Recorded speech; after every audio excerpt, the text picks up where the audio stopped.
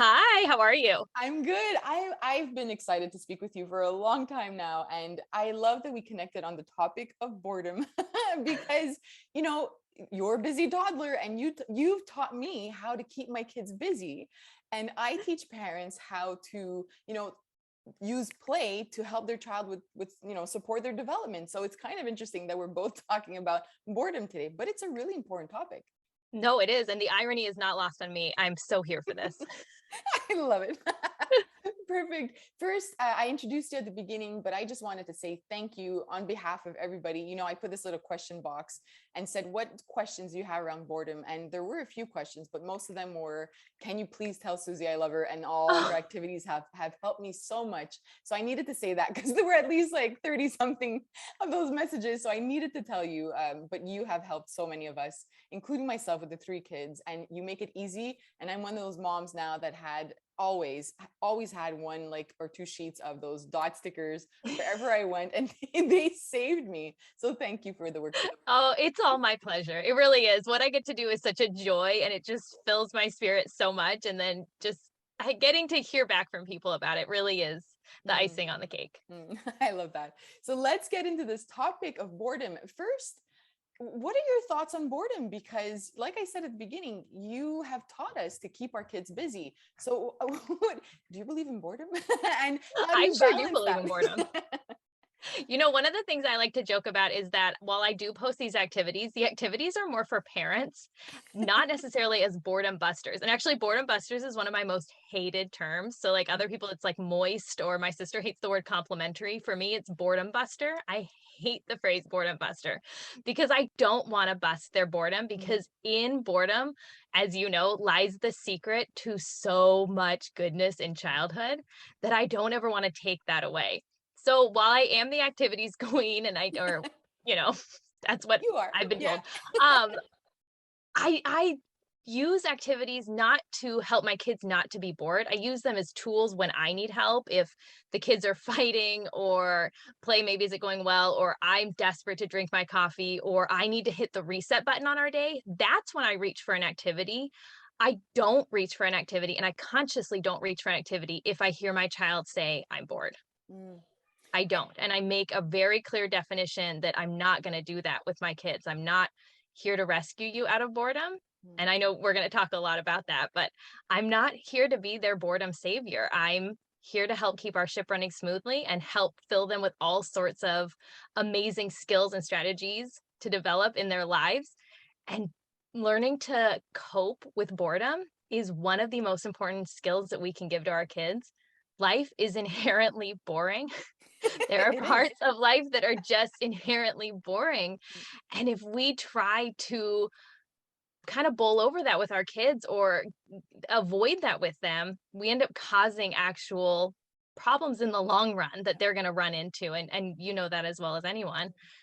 So yeah, while I might have all these activities at my disposal, it doesn't mean I'm using them ever for the dreaded boredom buster.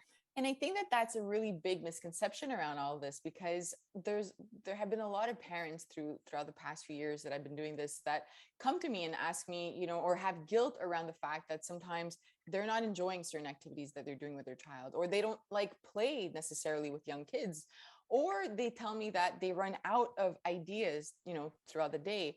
And that's where I tell them you need to include, a balance of playing with your child or stepping away, or creating activities like you have taught us, with the sensory bins. It's not about filling up the entire day. So it's not like 10 o'clock is a sensory bin, 10:30 is, another activity, 11 o'clock, whatever it is. But I think there's a really big misconception around all this, and it places a lot of stress on you parents. Oh, I couldn't agree more. I think the role of the facilitator of the child's life is something that we have glommed onto in this parenting generation that didn't happen in the previous Mm, generations. They didn't see themselves as entertainment true. facilitators the way that we see ourselves as that.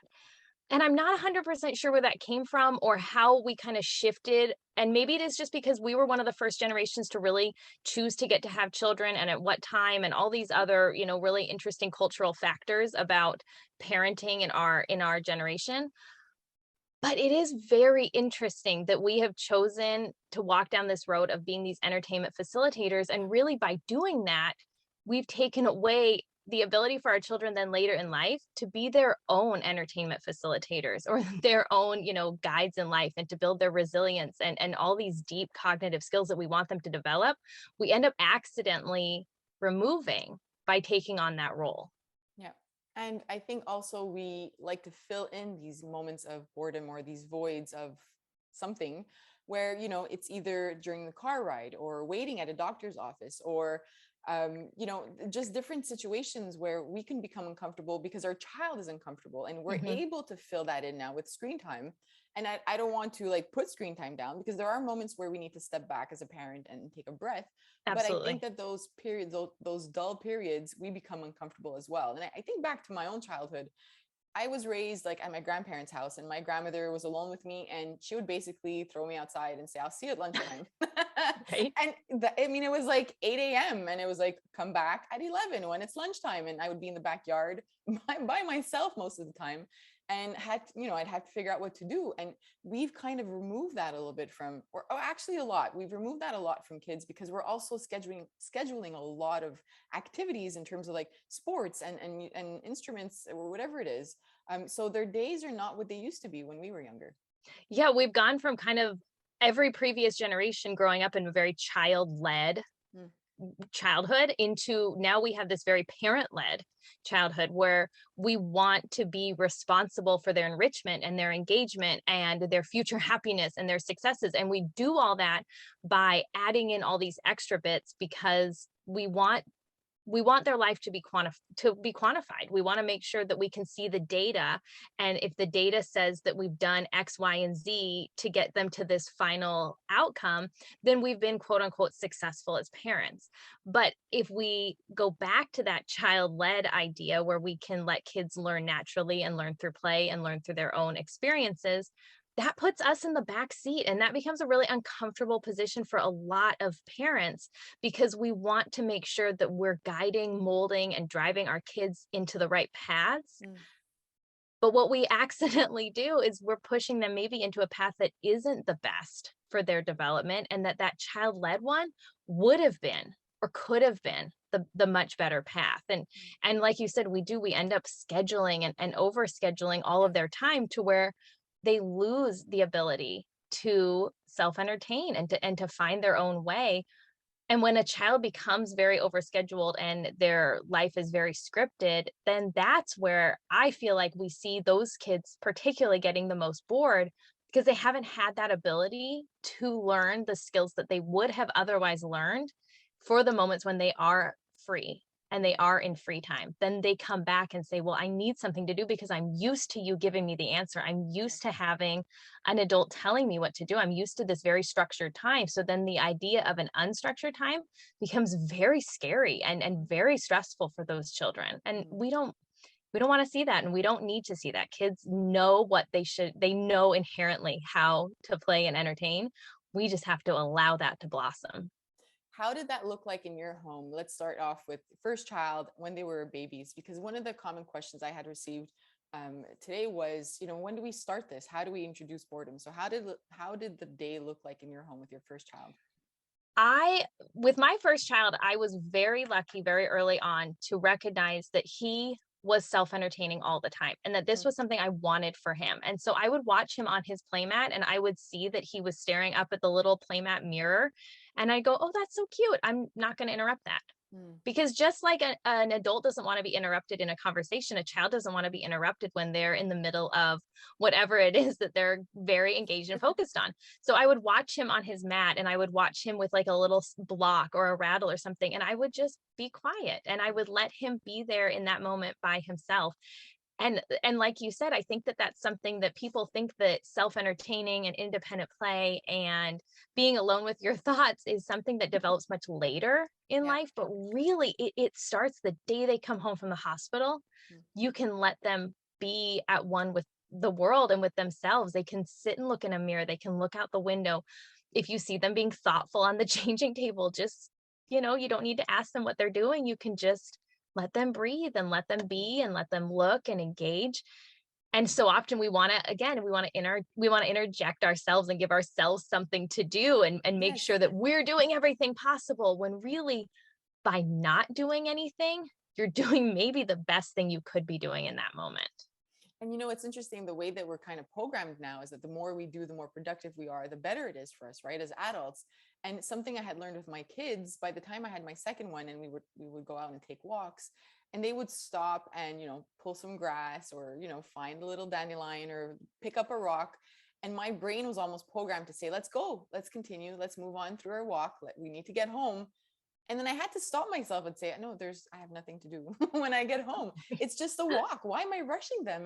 And I was almost uncomfortable with that moment of just being there and waiting and being present. But they're comfortable with it. They're good at this. This is what they do. They explore. And you're right. We have to step back a little bit and get comfortable with that. And their brains need time to explore. Mhm, Our brains move much faster than theirs, and theirs needs a second. It needs, in the teacher world and education where we call it wait time. They need wait time. They need time to process, sit, and think. Whereas we recognize immediately it's a dandelion and I'm good to go. They need a couple of seconds to take that in, to imprint that, to make the mark, to touch it, to feel it, to experience it, and then they're ready to go. And it isn't going to be on our timeline. And that again goes back to this kind of child-led lifestyle that we have to slow down. We are in such a rush. And it isn't to put us down and to say, oh, we're ruining them. But it is to say we can learn from them to mhm, experience things a lot slower and a lot more deeply, and then we can also give them the gift of this kind of time to make their mark and make their impressions and do whatever their brain needed to do in that moment. And then we can look for the cues that they're ready to go. I would look for cues on the playmat then that my son was starting to maybe fuss or move. And I say, oh, he's done. And now it's time for me to scooch a little closer so he knows that I'm right there with him. And then him and I can engage and have our little baby babble conversations. And then when the next time comes and I notice he's engaged, I can scoot back again and let him have those minutes. So I think there's a lot about, like you said, just noticing those cues in mhm. kids and then cultivating that it's good to stop, it's good to sit, it's good to just be. I'm putting myself in the shoes of a parent who's listening, and perhaps they have a child who's a toddler at this point, and they maybe this parent didn't realize that they had to notice those cues and they were filling in those voids and those gaps. Now they have a toddler who is uncomfortable, perhaps being alone and that boredom. What can a parent do at this point to kind of reintroduce it or support them to develop this? I think one of the best things you can do is to frame it around independent play and to really just start small with their growth in independent play, because independent play is essentially in itself the child finding a way out of boredom Mhm. because they're finding something to do with their time. And what I would recommend doing from toddler age on is to get yourself a visual timer, kind of like an oven clock, where you can turn that timer and say, hey, you're going to play for the next 5 minutes, but you need to show them what 5 minutes looks like, because to a toddler, that might as well be 5 years. Mhm. Show them what that looks like on this little timer, and then ask of them to play by themselves while you do something. Make yourself busy. You're doing the laundry, you're unloading a dishwasher, you're making dinner, so that you're occupied in a job and they're occupied in a job. You can still see each other. Maybe you're in the same room together. Maybe you've moved the blocks in the kitchen, but you're building this 5 minutes at a time. Because I think, especially in the toddler years, we want to bite off then a lot more than Yeah. we can chew. And we say, well, we've got to do this. So we're going to go for an hour tomorrow. And it's like, well, no, no, we're not. No. But truly, if you can start with 5 minute increments of having the child play without you entertaining them and being involved in the play, that's your road to getting the child to find their way out of boredom and to live a much more self-entertained, Mm. child-led life. And I've learned along the years that sometimes taking the 2 extra minutes or 5 extra minutes yourself as a parent to sit down with them and get them started on something, sometimes it helps because you've started pretend play and they're continuing something or whatever it is with the sensory bin. But it does help to kind of guide them sometimes if they do need it, almost like a pre to your 5 minutes and just being there with them. But I think also the activities that you offer are really great because they're something new, right? Something novel is exciting for a child. So they want to explore different things. And you don't necessarily want to have a million toys in your house either. So your activities, including a sensory bin, that helped my kids a lot because the sensory bins allowed me to step back and my child was like, ooh, what's this? And then that's when I was able to run a load of laundry or wash some dishes because they were curious about it. So does it matter what's in their environment in your opinion? Yeah, I think it does matter what's in the environment. So my third born is my child that was born with really without the ability to play independently. And Mm. though I structured my home and he had great models and his older siblings who are phenomenal at playing by himself, this is something that did not come easily to him. And this was something that we had to really work on. And things that I noticed that helped him back in the early years as we were really trying to grow this skill and grow it intentionally was he was very overwhelmed by the number of toys that he was seeing. And when he would get overwhelmed by the number of toys, then it was too many choices. He was overstimulated and no, he's not going to play then. Then he's just kind of given up on this idea because I can't find anything to play. There's too many ideas and now I'm going to walk away from it. And then he'd show up and say, I'm bored. And it's like, well, you're not bored. You just had a hard time finding a choice of what to Mm, do. mm, But sure, okay, and so what I ended up having to do for him was to really pare down the toys that were available in his room environment and really limit what he had available. And that was not something I'd ever had to do with my other kids. They could find what they needed and be on their merry way. He needed limited choices. He mm, also needed choices that he could absolutely do on his own. If there was something in his room that he needed an adult or an older child's help on, guarantee that's what he was going to pick and then he was going to come find one of us to make it work for him. So we had to really eliminate all of those from his environment. And we took away the toys that were maybe they were too old or too young for him. And we'd been saving them because, he's the baby. So we just everything ended up in his room, or they were toys that were way too developmentally old for him, or they had missing parts, or, they just weren't working quite right. We really pared down for him. There is no right answer or wrong answer for how many toys to have with your child. This was a great example of it very personal to each child, what each child can handle. And so for him, it was about paring down, about making sure he wasn't overwhelmed by his choices, that he could find his choices. Because if I had something in a bin, like one of those Target bins that they then can't see what's inside of it, oh that yeah. toy might as well not exist to him. If it was not out on a shelf where he could see it, then he would just walk right past it. And again, then he's walked right past it. I have nothing to play with. I'm bored. No, you just need to open up this bin. Yeah. So then I learned I have to move these kind of toys around and leave them out or have clear bins or different ways that he can really see and find his play in a very specific way again that I didn't have to do with my other kids. And then going back to the sensory bin conversation, for him, that was the key to independent play when he was little. From about 12 months old on, I really worked with him on sensory bins. And there was something about that being this very limited choice of something to do that he could do. And then he knew he was successful at it. He knew he was happy doing it. It was engaging to him. And frankly, it was in our kitchen. So I was always within eyesight of him. And I think that a lot of times when we think about independent play with children, we imagine ourselves in a completely different space in the house. And that will work for some kids and it won't work for others. And it never worked for him. His umbilical cord does not stretch that far. So him being kind of in my kitchen area, he could kind of spin around and see me anywhere that I was working at, and that was comforting to him. And that allowed him to stay safe and to continue playing then on his own and to build those skills to where now he's 5 and we're better. We're much better. I've noticed a similarity with what you said with babies, though, in terms of noticing. So it doesn't matter if your child is 2 months old or 5 years old. You have to notice, what works for them and what doesn't work for them. You really, every child is different. So the advice that you're giving today, like you said, we really have to look at the child and see what works best. If they need to be in our room, if, some might be better at all of this that we're talking about, right? So it's Yeah. really important that we take the time to discover what's best for our own child. Yeah, and I think sometimes we wanna put a one size fits all, Yeah. especially in child development, Mm, on something and say, "Well, this is best practice, so this is it. This is where all kids should be." And that's not true, and that's not going to be true. Kids have such a variety of needs that we must be willing to look at it as just kind of a baseline and then work our way up, down, left, and right to fit each child in our family. mm, If you have multiple kids, to be able to look and say, this worked for this kid, it does not work. And yeah. then that's okay if it doesn't work. Mm. It really is okay. It's not a condemnation on that kid because it didn't work for them or they need something a little bit different. It's just they need it a little bit different and it is what it is. What would you say to a parent who has a child who's a little bit older, maybe between 5 and 7, who struggles with that boredom, and as a parent, perhaps they've been using screen time to kind of fill that void? How do we step back from that and reintroduce this new world now of I want you to be bored? How does a parent do that? I think first you have to reframe your use of screen time, and I think you have to reclaim it because when a child ends up using screen time to fill their boredom, that means the child owns the screen time and they're using it as a tool to help themselves. And what I preach and what I practice at my house is that screens are a tool for parents and they're a tool for us to use when we need help. They're not a decision for the child to decide when the child needs or wants screen time because frankly they might choose it the entire day and Yeah. then we really lost control. Yeah.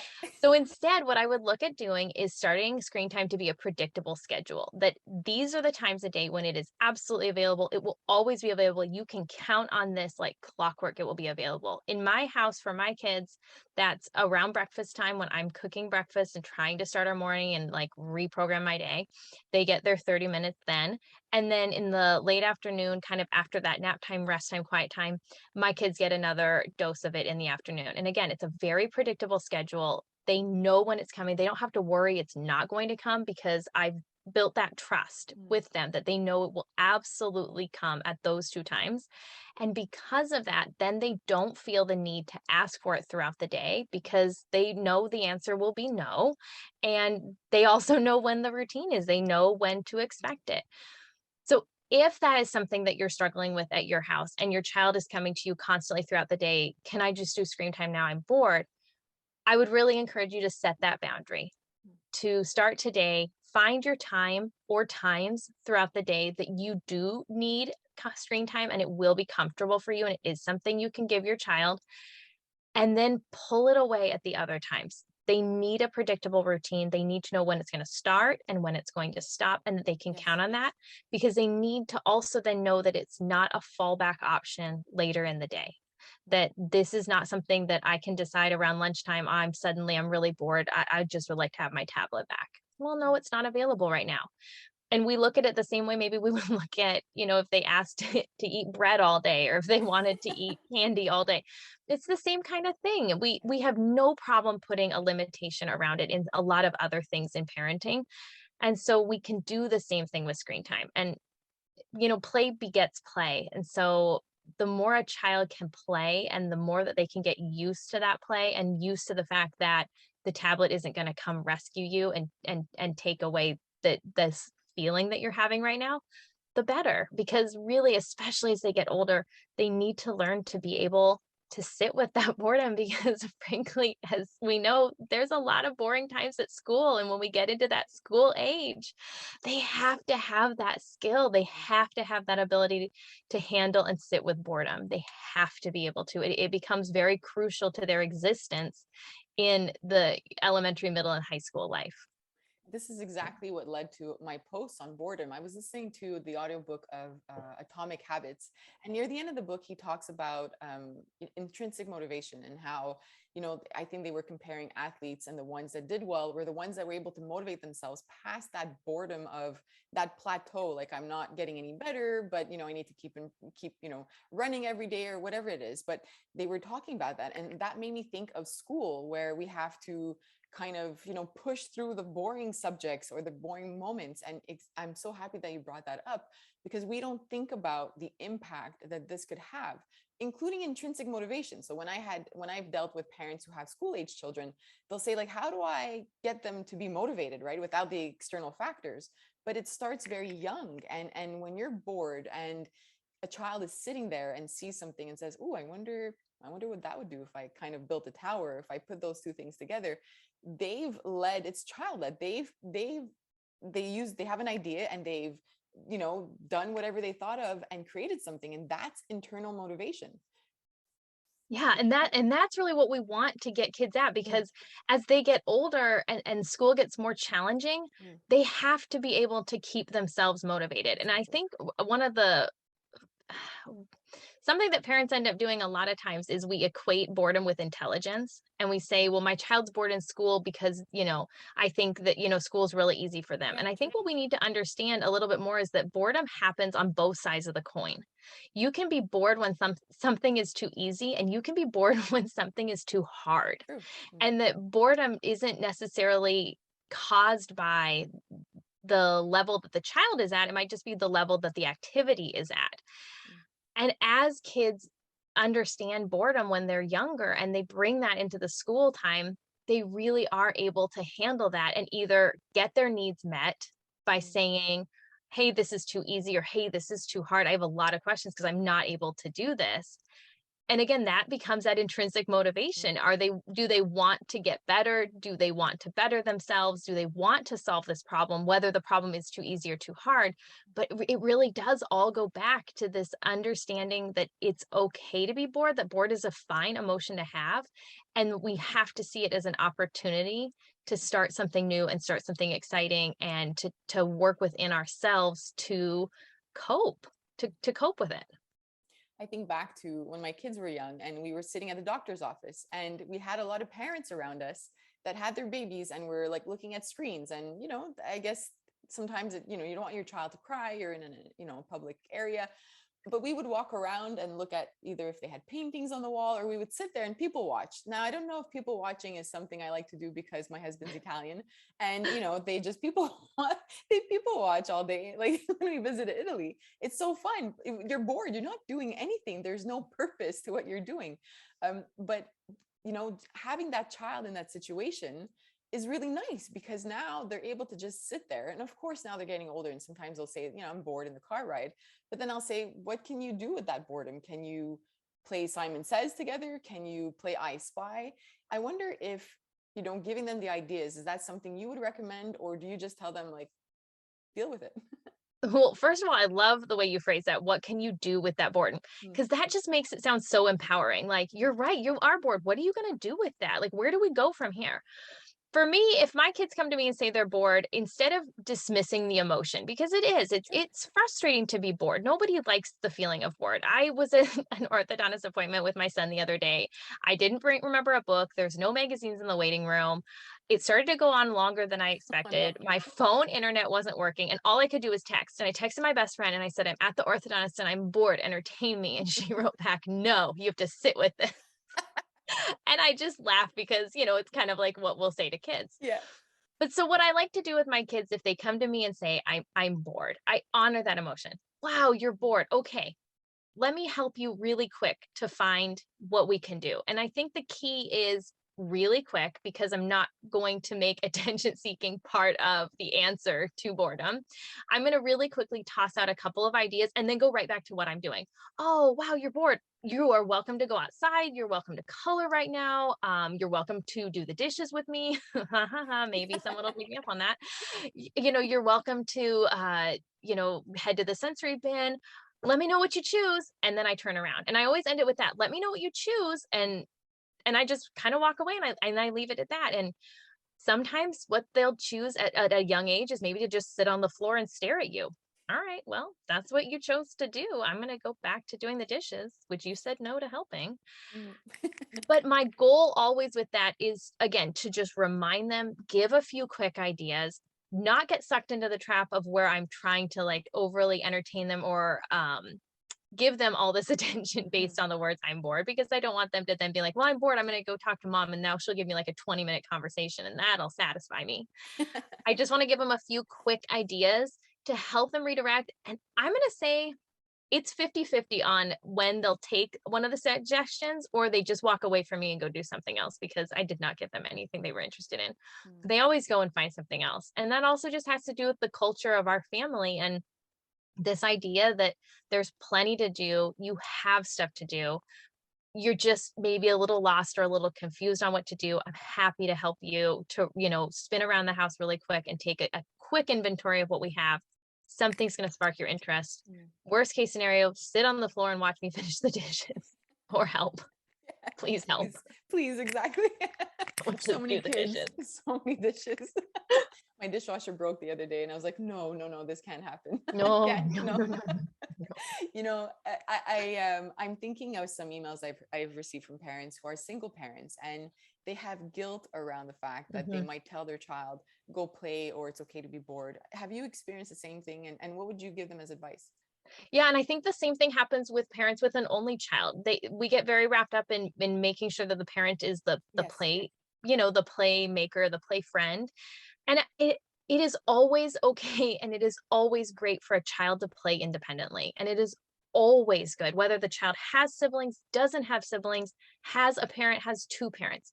Children need alone time. They need to play independently. We know this from countless years and millions of studies on child development that they need play without adults. So we have to get into a point with our lives that we can kind of release that guilt.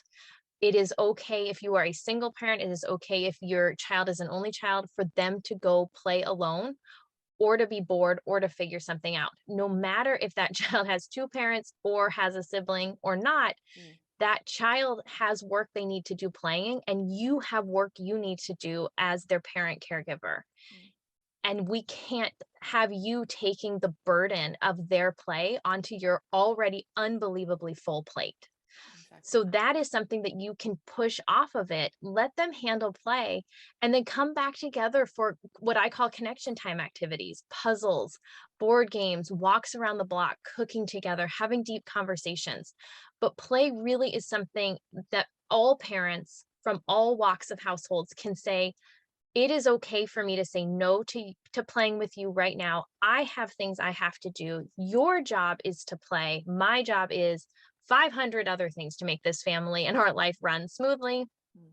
And we'll come together when we're both done with our jobs. And I just think it is really such a fallacy that parents have to take on that role of play friend with their kids when we know through every bit of research that kids thrive in situations where they're playing independently.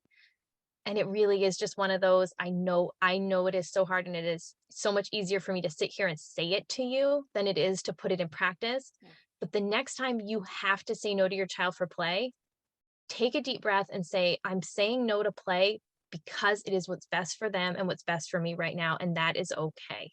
Mm. That is beyond okay. And we could schedule it in the same way that we can schedule the screen time, right? And it doesn't have to be an Exactly. hour. It could be 10 minutes after dinner or 10 minutes before dinner if you want that time to step away. But just planning that, I find, makes a really big difference because your child feels more connected to you. And I love that you use that word. And then it makes it a little bit easier to step away in that moment. And you don't have the guilt either.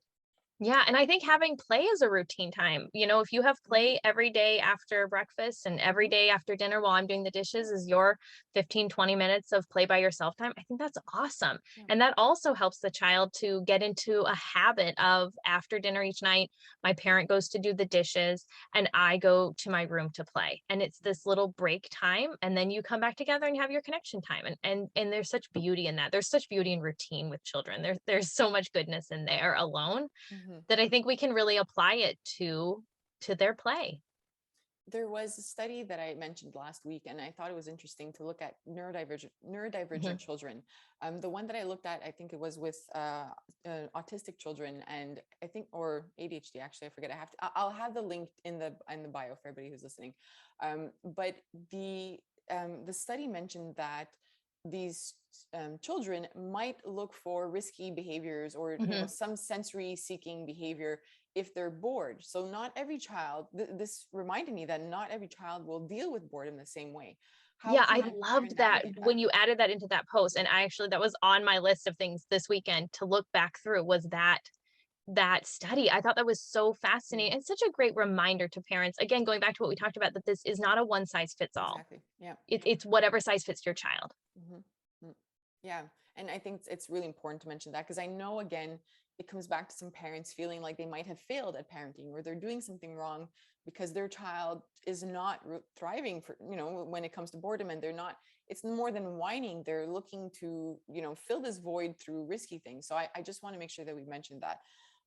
I'd love to continue or end this conversation and talk a little bit more about play since that's your area.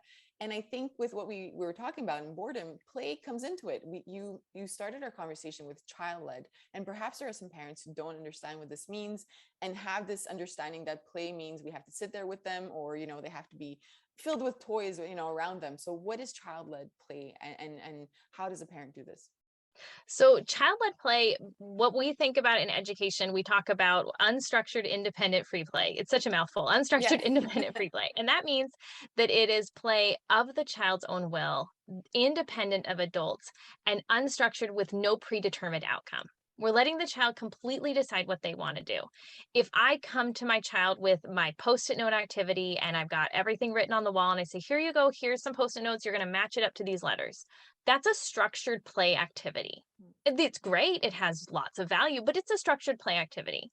If I put down a bin of blocks in front of my child and say, I'm going to go unload the dishwasher, have a great time with these blocks, and then they start building and making castles and all these things, that's unstructured, independent, free time, free play. And that really is where the magic happens in childhood, is this idea that kids do better, they learn more, and they learn it more deeply if an adult isn't playing with them.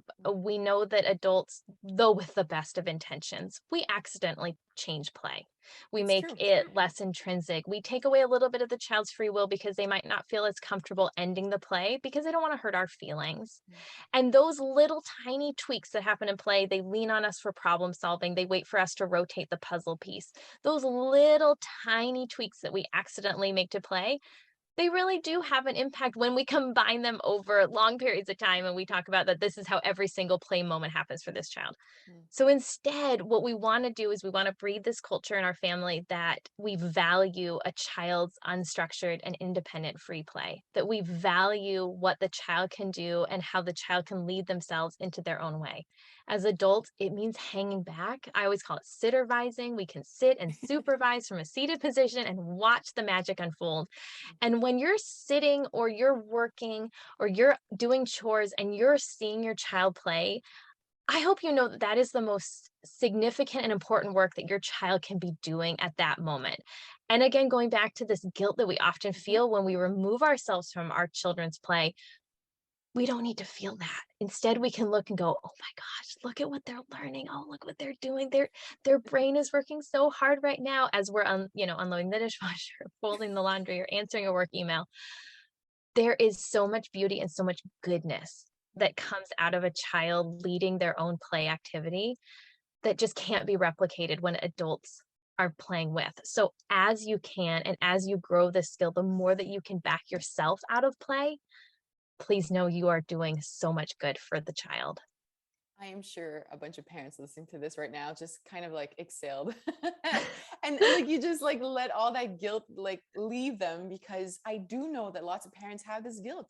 Yeah. I also think I had met a friend of mine who she had bought all these toys, and then her 2-year-old wasn't playing with them the way that she was supposed to, which is how she worded it.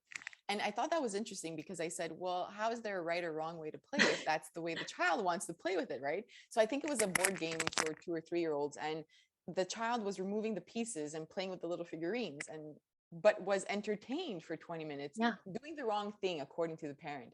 How do you approach that? I don't know if you receive those emails as well or speak to those parents, but because that's my answer is, there's how is there a wrong way to play, but it might not be the way that we want them to, and it comes back to what you were saying in terms of us kind of taking control without realizing.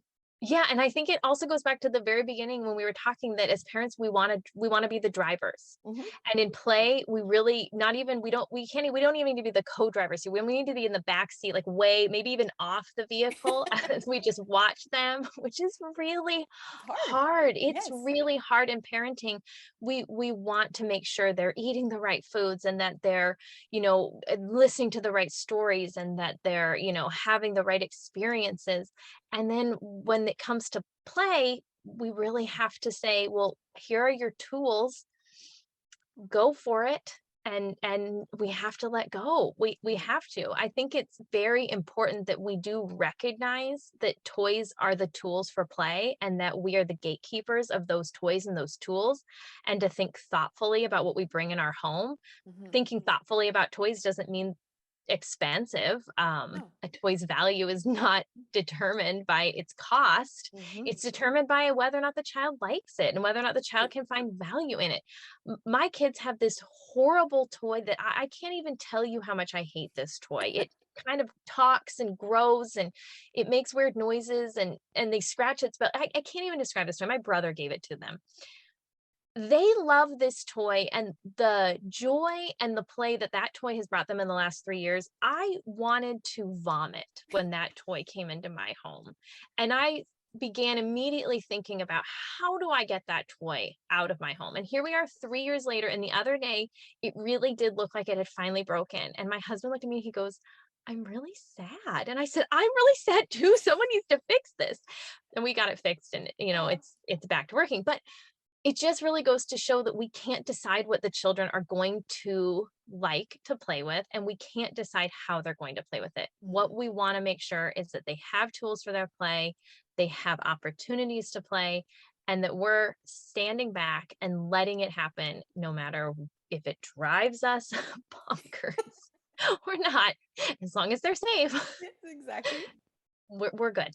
We're good. I'm so happy you brought that up. You know, something I try to tell parents is try to avoid battery operated toys as much as you Yeah. can. But then there's an asterisk around, under that. And it's, if your child enjoys it, then it's fine. You don't Yeah. want to, and for me, it's just to have, for parents to understand that you want to have a lot of open-ended toys and not just toys that you press buttons. But like you said, there's never a one rule for everything. And a Mm-mm. child, we have this caterpillar that you press the button and it does all these weird things and goes to the left and goes to the right. And my toddler loves it. He does, and I hate the sound, the noise, Mhm. the songs, every beep, beep, beep, beep, beep. That I don't like them. I just don't, but he loves it. And what can we do? We can't change it. So No. there aren't any rules when it comes to play. And I think also because of marketing and society, again, like we've kind of become accustomed to the idea that the more expensive the toy is, perhaps the better it is for a child. Mhm. They're going to hate us. They're going to hate me, but it's not true. I always tell No. parents the best toys are probably what you already have within your home. A bowl and a wooden spoon and some dried beans. There you go. Yeah. You're done. You have it all. A measuring cup and you're done. The Which best is toys are what you remember playing with.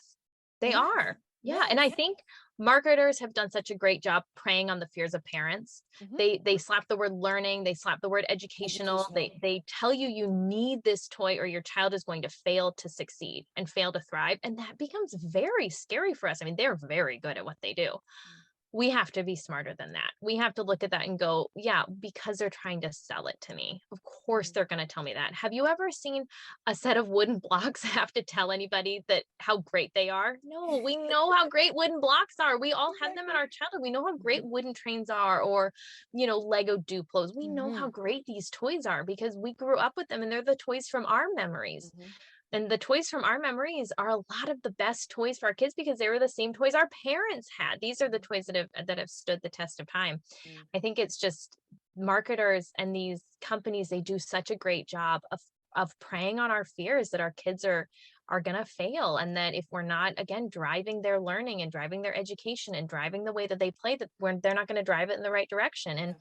it's actually really far from the truth because they're just trying to take advantage of us and take advantage of our money. Mhm. And they're trying to give us toys that really aren't going to last for very long or are going to have a really short shelf life in your home. And then you're It's true. back a couple months later trying to buy a new toy to Mhm. to do the same thing that maybe could have been accomplished for years and years and years with a really simple toy that you remember from when you were a kid. Another group of parents that just exhale down now, knowing that they don't have to buy all these expensive toys. But it's Yeah. true, and I think what's important is, so for those of you who are listening, there was a previous episode for this podcast on educational toys, and I summarized this study by in the Journal of Pediatrics that this defines an educational toy and mentions that I think it was like 80% of toys or even more than that don't meet the actual definition of an educational toy, which is an object or item that increases the interaction between the parent and the child. And then I see all these like these companies and they press a button and they're like, it sings and it flashes red, blue, and whatever color, and that's the educational part. I'm like, no, that's not it No. at all. But this whole idea of play, and I'm so happy we're having this conversation, because like you said, like I learned so much about play through you, and then I would look into the research and say like, oh, it fits. Everything that Susie's doing fits. It makes sense, and we have to learn to step back, and that's where the boredom is going to come in. That's where all the growing and the learning will happen. And I just absolutely loved our conversation. I did Can too. we end off our conversation? I always like to kind of summarize things for parents so that they have a game plan.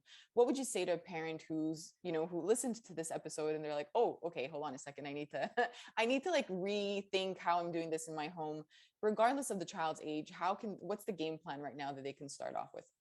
I think one of the big game plans would be to look at your daily schedule and see how much time the child has to just be free. How much free time does the child have, and where could you schedule that free? It's kind of an Mm. oxymoron to have Yeah. scheduling free play. Where could you schedule free time Yeah. into their into their daily routine? Where could you make and normalize this idea that you're going to play without the adult's intervention? And then the next thing would be, again, what I just said, make sure that you're letting them play without your intervention and that you're taking a deep breath and remembering that that's actually a good thing. They don't need to be playing with you all the time. And frankly, they shouldn't be playing with you the whole time. And it really is okay to take that step back. And then to when a child comes to you and says they're bored, look at it as an opportunity. Ask them what they're going to do with that boredom and maybe give them 3 to 4 ideas of what they could do, and then quickly go back to what you're doing so that you're not stuck in that boredom trap with them. Mm. And then the other piece would be to really consider the screen time piece of it. And where is screen time fitting in all this? Is screen time become what we're using as a boredom buster, my most hated term? But is it become that? And if it has, let's pull back a little. Let's make screen time back to a parenting tool, not a child tool, and let's put it Love into that. a predictable schedule so the child knows when they're going to expect it.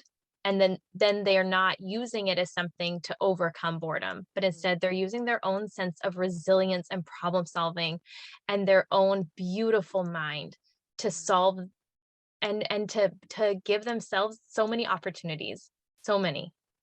What a wonderful way to end this conversation. Thank you, Susie, for taking this moment to chat with me. And thank you to everybody who's listening. If you would like to leave a rating and review for the podcast, please do so. And you can join us next Monday for a new episode. Thank you so much, Susie. Of course.